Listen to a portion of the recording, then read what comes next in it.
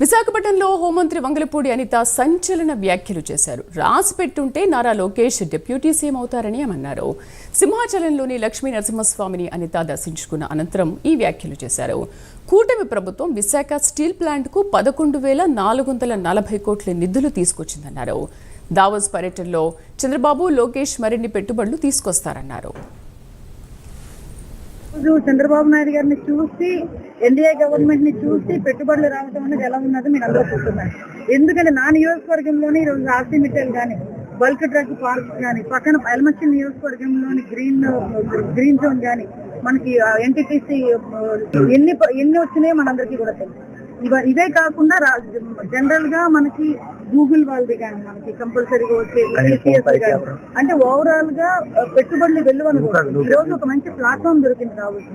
ఆ ప్లాట్ఫామ్ లో కూడా ఈ రోజు గౌరవ చంద్రబాబు నాయుడు గారు, లోకేష్ గారు ఇద్దరు కూడా ప్రసంగించున్నారు. అది ఒక మంచి అవకాశం కింద భావించాలి.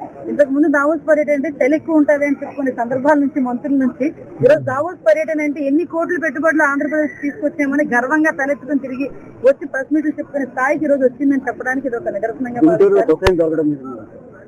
ఎవ్రీవేర్ ఎక్కడ కూడా మేము టాలరేట్ చేయట్లేదండి. కొకాయిన్ కానీ, గాంజా కానీ, డ్రగ్స్ కానీ ఏ విషయాన్ని కూడా టాలరేట్ చేయట్లేదు. మీరు అబ్జర్వ్ చేస్తే లాస్ట్ 6 months లో విపరీతంగా మేము పట్టుకుంటున్నాము.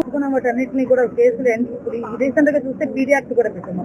ఈ గంజా స్మగ్లింగ్స్ ఎవరు చేస్తున్నారు, గంజా తీసుకున్న వాళ్ళ మీద కూడా యాక్ట్లు కూడా పెట్టే పరిస్థితి, పీడీ యాక్ట్ కూడా పెట్టే పరిస్థితి ఉంది.